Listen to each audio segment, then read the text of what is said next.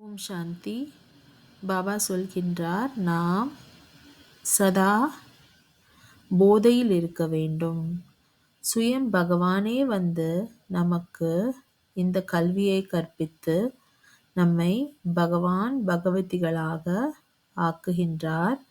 நாம் உலகத்திற்கே எஜமானர்களாக ஆகப் போகின்றோம் என்ற இந்த போதை சதா இருந்ததென்றால் நாம் மகிழ்ச்சி கூட சதா நிரந்தரமாக இருந்துவிடும் என்று பாபா சொல்கின்றார். ஆகையால் இந்த போதையுடன் நாம் நாள் முழுவதும் இருக்க வேண்டும்.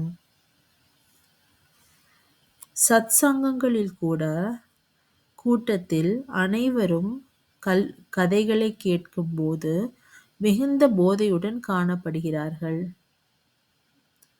உலகியல் கல்வியில் கூட அவர்களுக்கு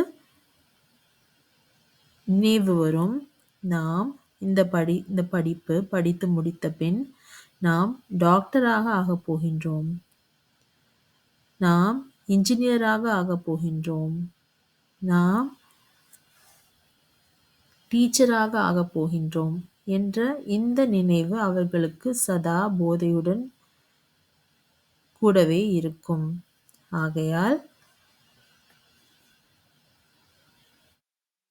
நாமும் கூட இந்த போதையுடன் இருக்க வேண்டும். பாபா சொல்கின்றார், நிறைய குழந்தைகள் இந்த போதையுடன்